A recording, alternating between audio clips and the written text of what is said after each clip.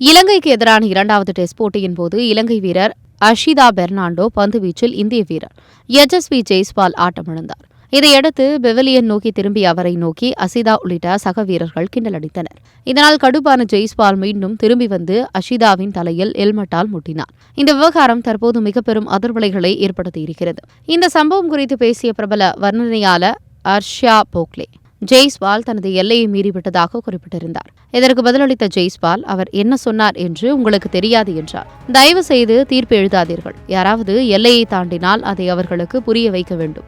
இந்த புதிய இந்தியா போராடி பதிலடி கொடுக்கும் என்று விளக்கமளித்துள்ளார். இந்த விஷயத்தில் இந்திய அணி ஜெய்ஸ்வாலுக்கு ஆதரவளித்துள்ளது. இதுகுறித்து இந்திய பேட்டிங் பயிற்சியாளர் சித்தான்ஷு கோடக், இலங்கை வீரர்கள் ஜெய்ஸ்வாலை நோக்கி ஏதேனும் சொல்லியிருக்க வேண்டும். ஆட்டத்தின் பதற்றமான தருணத்தில் இதுபோன்ற விஷயங்கள் நடக்கக்கூடும். எனினும் ஜெய்ஸ்வால் அந்த வீரருக்கு மிக அருகில் சென்றிருக்க கூடாது, மைதானத்தில் உடல் ரீதியான தொழில் இருக்கக்கூடாது என தெரிவித்திருக்கிறார். இந்நிலையில் ஜெய்ஸ்வாலுக்கு என்ன தண்டனை கிடைக்கலாம் என்பது குறித்து தகவல்கள் வெளியாகி இருக்கின்றன. அதன்படி ஐசிசி விதி 2.18 கீழ் எதிரணி வீரரையோ நடுவரையோ காயம் ஏற்படும் வகையில் தாக்கினால் 5 டெஸ்ட் போட்டிகளில் விளையாட தடை விதிப்பதுடன் வாழ்நாள் தடை விதிக்கும் வாய்ப்புள்ளது.